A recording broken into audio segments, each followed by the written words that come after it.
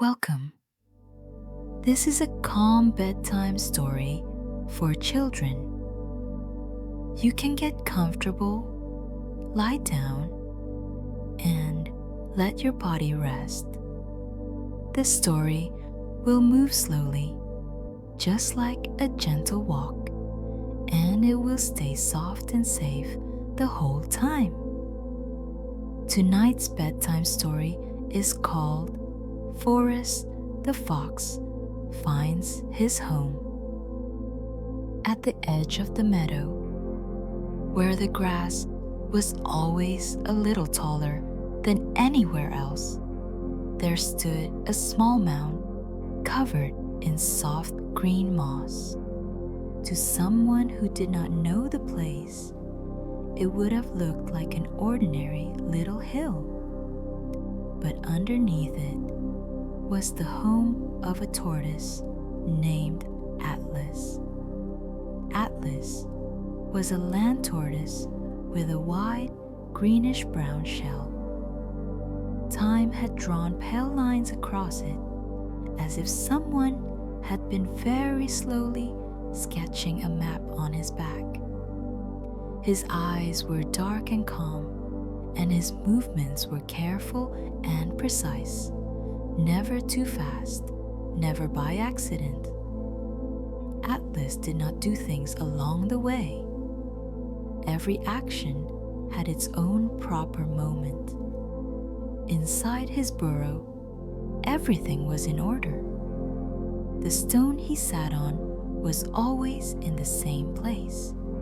The dried leaves for tea were arranged by their smell, and the important things, the truly important ones, Atlas kept beneath his shell, close to his heart. He had lived there for a long time, long enough to know the paths better than his own thoughts. That was why, when one day the world did not behave the way it usually did, Atlas noticed immediately. He stepped out of his burrow, stretched his neck, and started walking toward the stream. He always took 3 steps before stopping.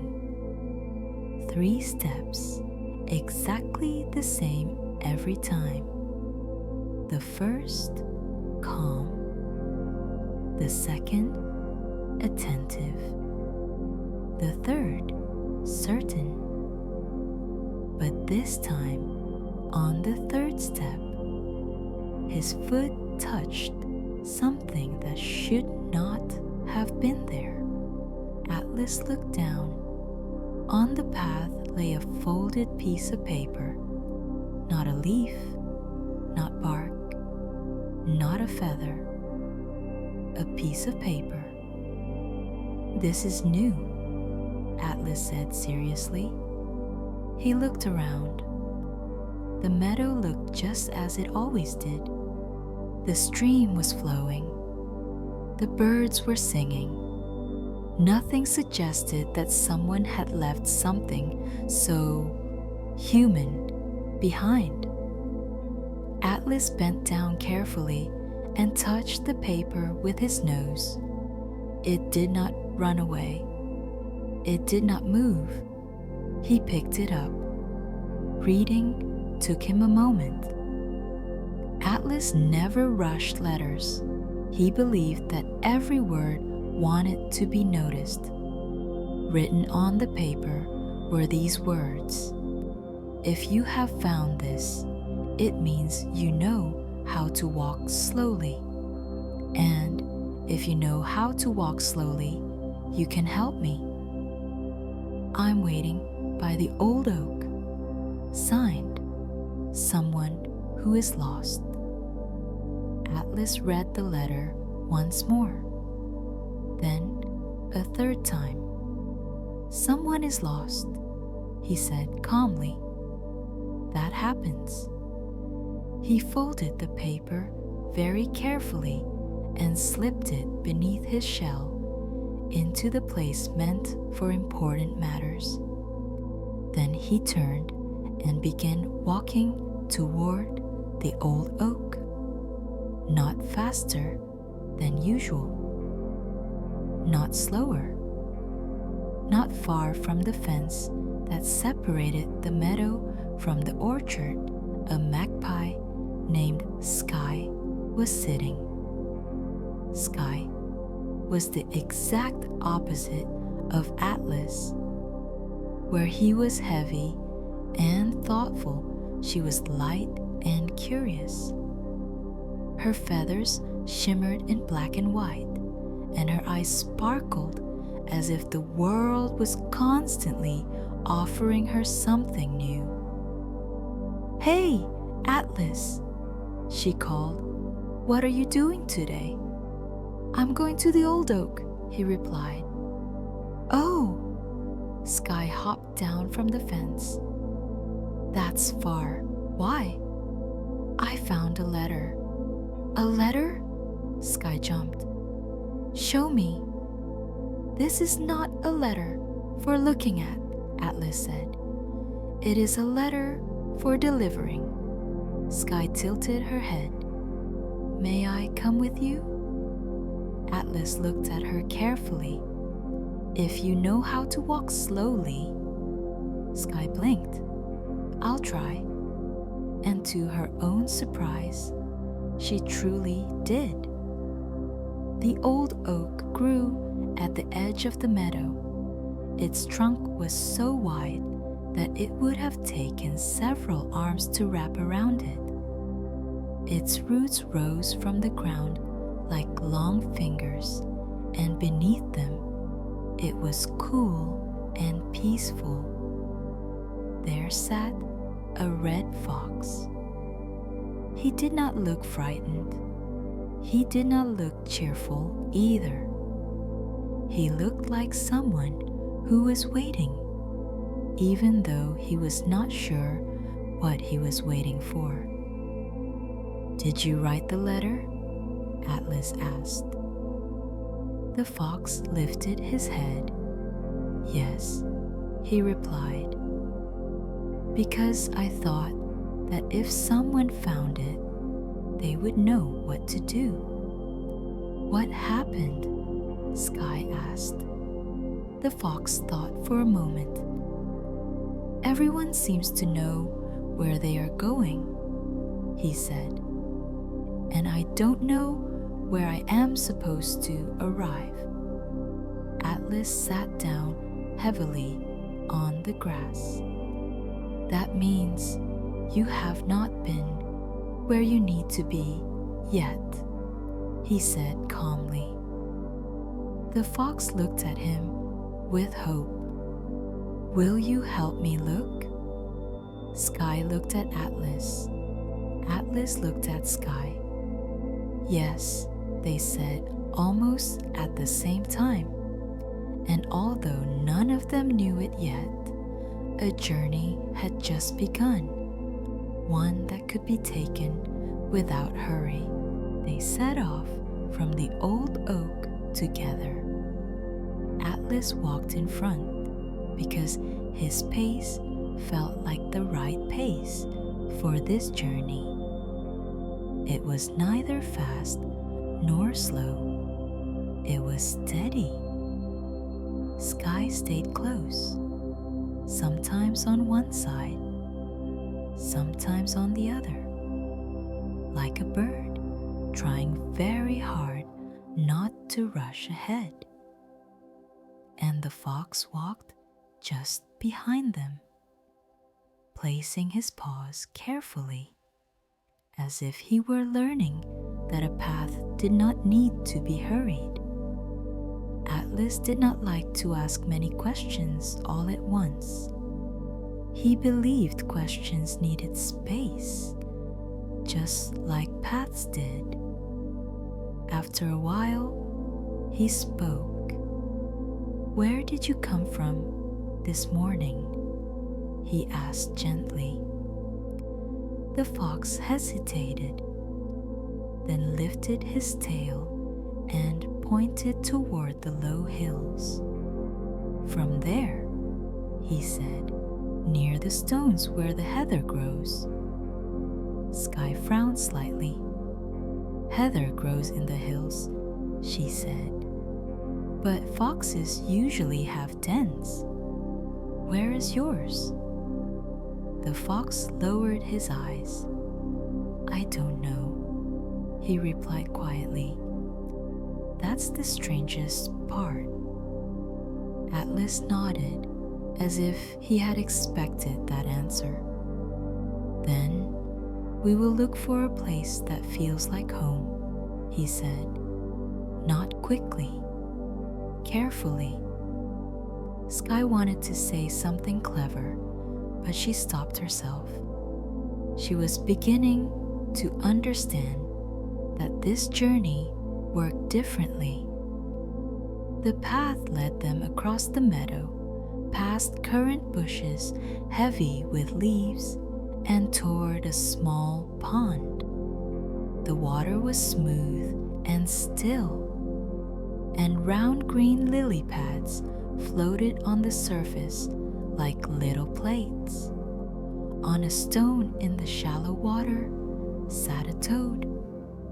She was large and calm, with eyes the color of amber. She did not look surprised to see them. She looked as if she had been expecting them for some time. Sky leaned toward Atlas and whispered, "Oh no, she's going to say one sentence in 3 hours."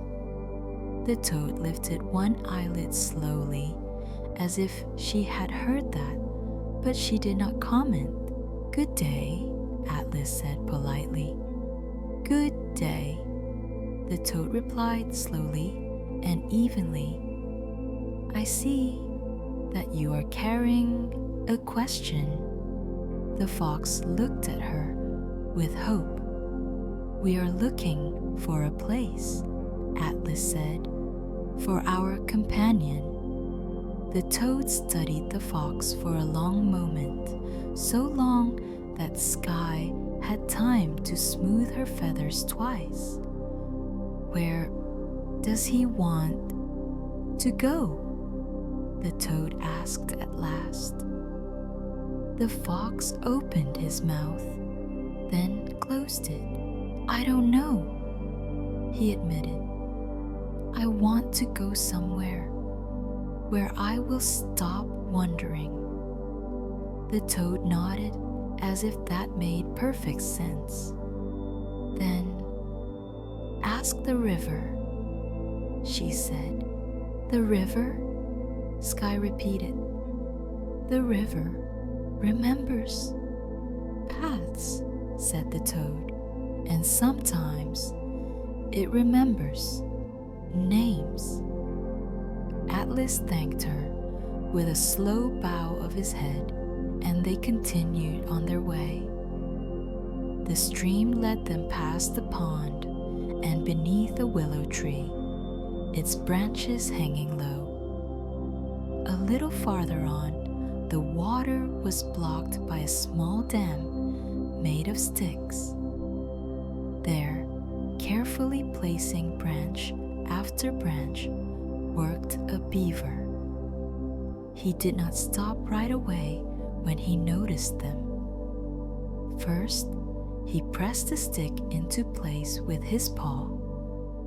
Only then did he turn his head. "You don't look like you came for wood," the beaver said. "We came for advice," Atlas replied. The beaver looked closely at the fox. "This is about him." The fox nodded. "I don't know where I should go," he said. "It's as if someone set me on a path and forgot to tell me where home is." The beaver twitched his whiskers. "Did you ask him 3 things?" he asked. Sky straightened. "What 3 things?" The beaver counted on his claw where he came from, what he likes, and he paused for a moment. What his name is. Atlas narrowed his eyes slightly. We did not ask. Sky opened her beak to protest, then stopped. It made sense. She moved a little closer to the fox. What do you like? She asked softly. What do you do when no one tells you what to do? The fox thought for a long time. This did not feel like a difficult question. It felt like one that had never been asked before. I like soft shade, he said finally, and ground that springs a little under my paws, and smells, many smells mixed together so you can untangle them one by one. Atlas nodded slowly. Shade, soft ground, many smells, he repeated.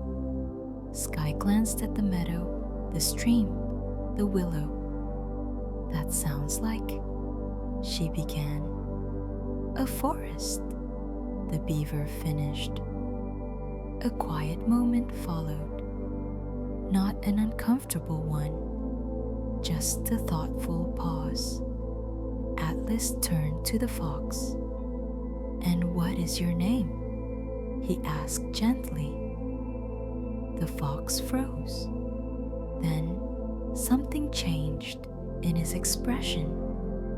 It was as if a light had been turned on somewhere inside him. Not bright, just clear. My name is Forest, he said quietly. The words settled between them like falling leaves. Forest, Atlas repeated slowly. Sky blinked. Forest, like, she whispered. The beaver smiled just a little. Sometimes the answer waits inside, he said, until someone asks the right question.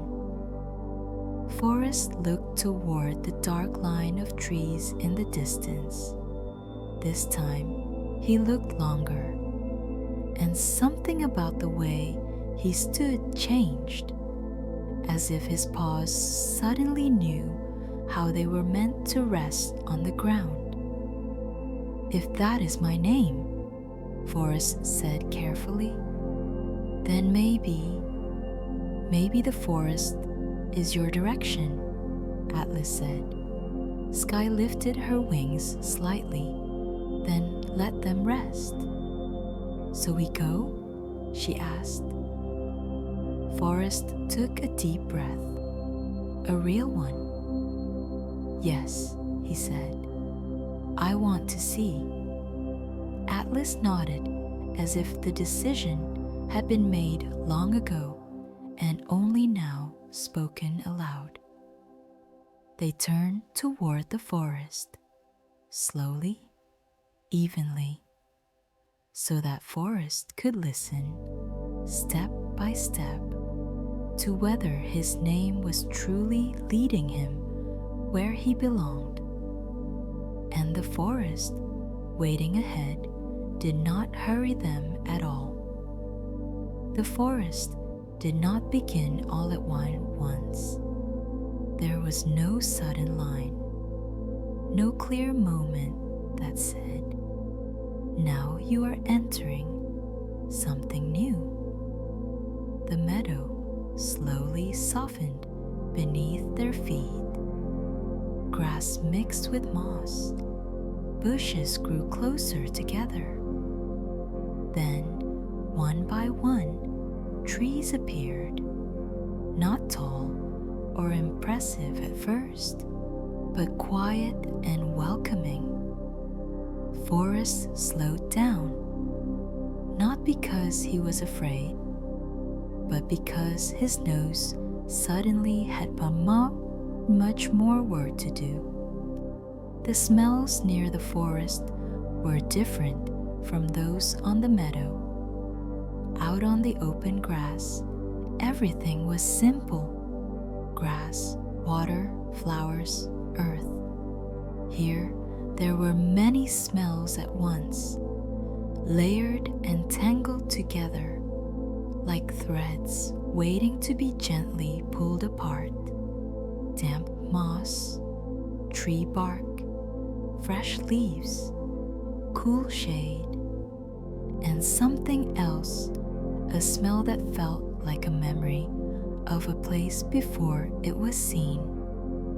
Sky flew low above them, almost silently, as if she did not want to disturb the quiet.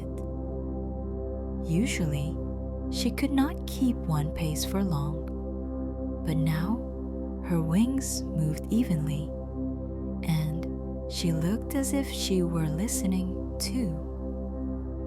Atlas walked steadily, just as he always did.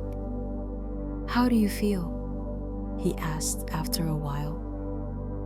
Forrest moved his ears as if listening for the answer inside himself. "Like I'm remembering something I never really forgot," he said at last. Sky tilted her head. "That sounds strange, but good," Forrest added quickly. Atlas nodded. "The forest often does that," he said. "It doesn't explain, it reminds." They stepped between the trees. The light did not disappear. It softened. It filtered through the leaves and settled gently on the ground. The air grew cooler, but not cold, the kind of cool that gives your breathing more space. Forrest walked a little ahead now. Every few steps, he stopped, sniffed the air, and stepped to the side, as if an invisible thread were quietly guiding him. "Which way now?" Sky asked softly. Forrest hesitated only for a moment. "That way," he said, pointing his nose toward a narrow path that was barely there. "It feels familiar." The path was not really visible. It was made of small signs: pressed grass, a patch of bare earth, leaves turned upside down. Someone who did not know the forest might have walked past without noticing anything at all. But Forrest noticed. His paws seemed to know the way before his thoughts did.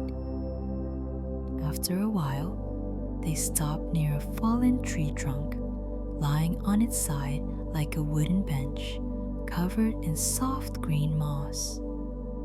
Forrest climbed onto it and looked around. "It smells like home," he said quietly. Sky said nothing. Even she, who always had words ready, let the silence stay. Atlas moved closer. "Do you see anything?" he asked. Forrest jumped down and walked toward a thick hazel bush. His tail moved slowly, calmly. He pushed his nose between the branches, breathed in deeply, and froze. "Here," he said. At the side of the bush, close to the ground, was a dark opening. Not large, just big enough for a fox. Moss and dry leaves surrounded it, arranged as if someone had carefully placed them there many times. Forrest stepped back a little, as if he did not want to enter too quickly. "Could this be my den?" he asked, more to himself than to the others. Atlas studied the opening. "It looks warm," he said, "and it looks lived in." Sky landed on a branch above them and leaned forward. "That's usually a good sign," she whispered. "Someone might know you here." Forrest swallowed. This was not fear. It was the feeling of standing in front of something important. Then a quiet sound came from inside the den. Not a growl, not a bark, just a soft movement, as if someone were stretching. A fox's nose appeared first, then eyes. A vixen stepped out. Her fur was lighter around her face, and her gaze was calm and steady, the kind that does not judge, only checks whether everything is all right. She stood at the entrance and looked at Forrest as if she were seeing someone she knew, but had not seen for a long time. Forrest stood still.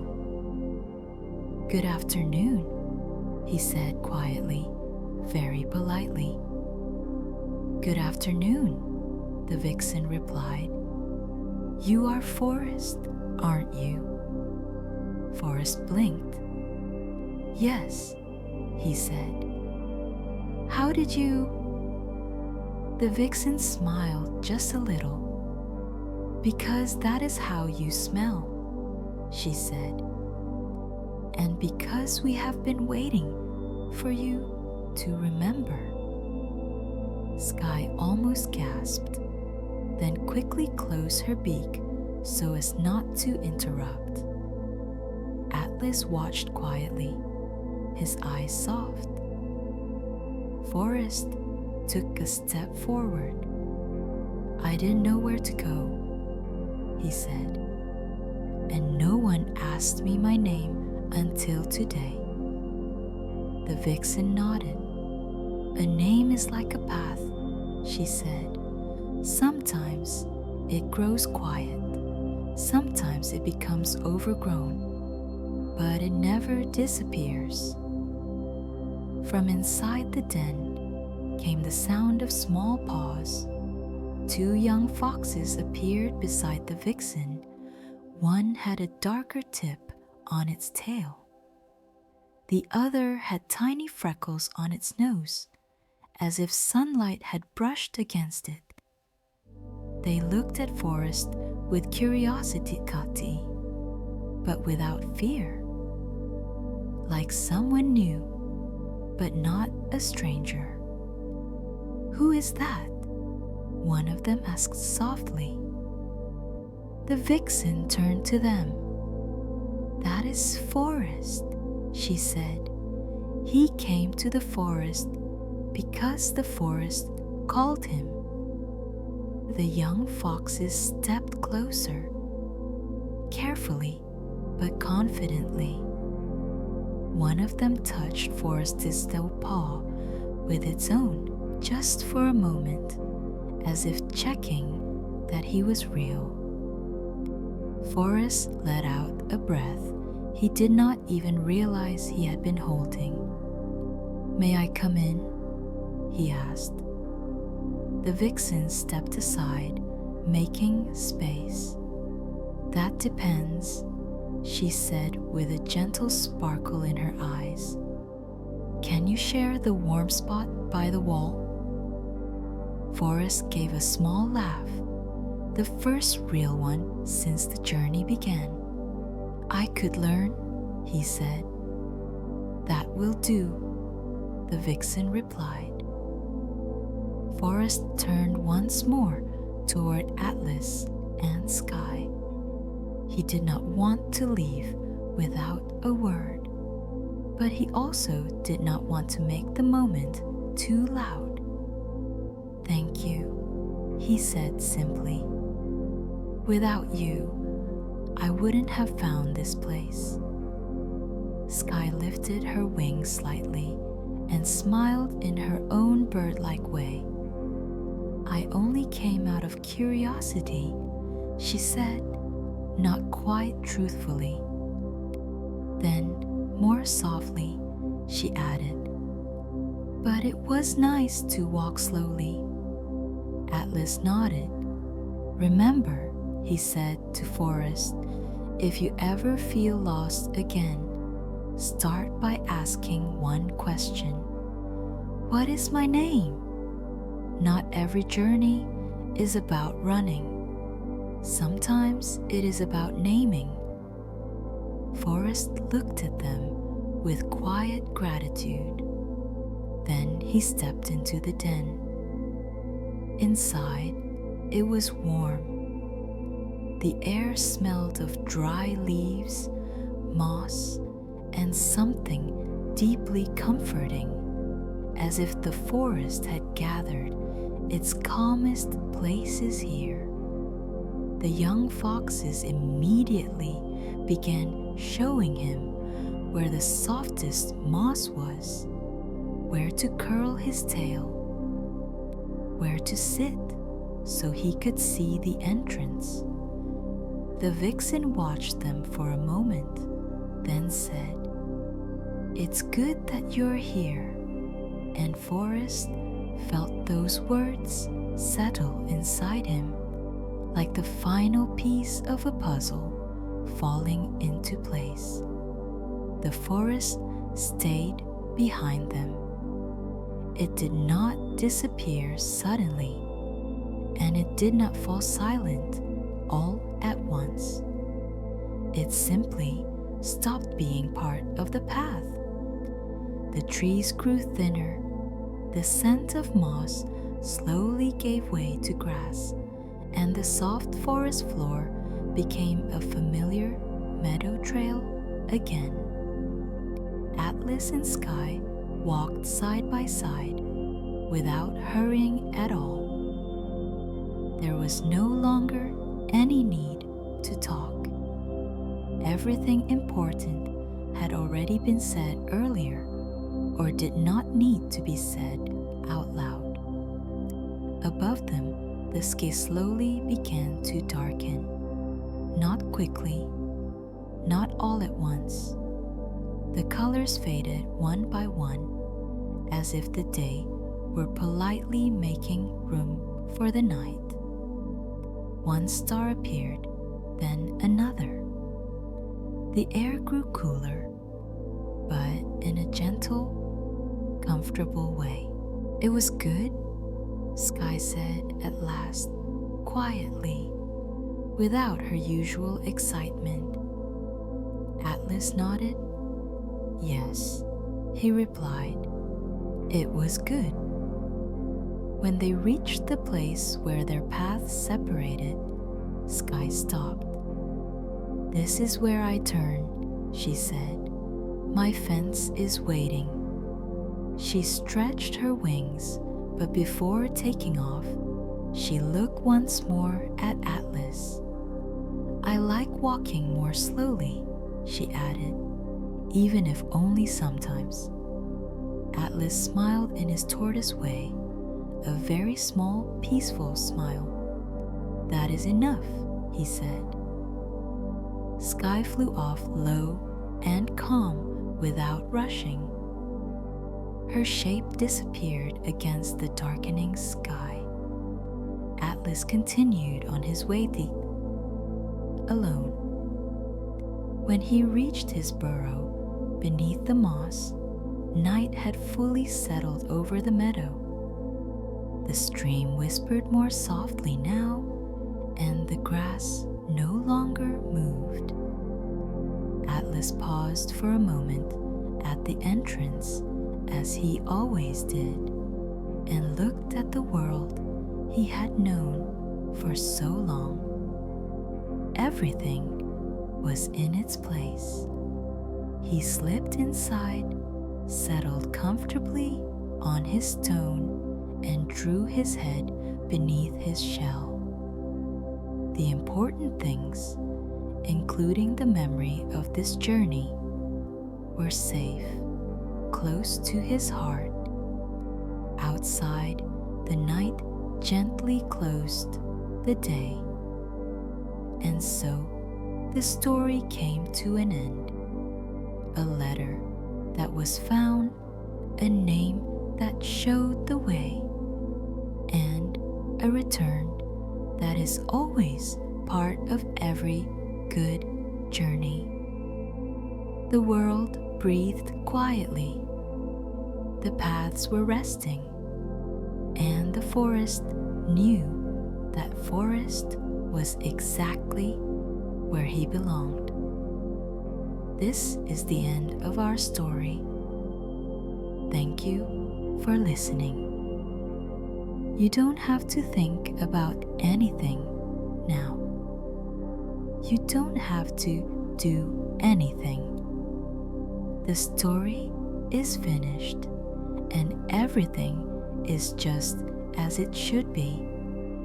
If you are still awake, you can stay very still and let the quiet continue.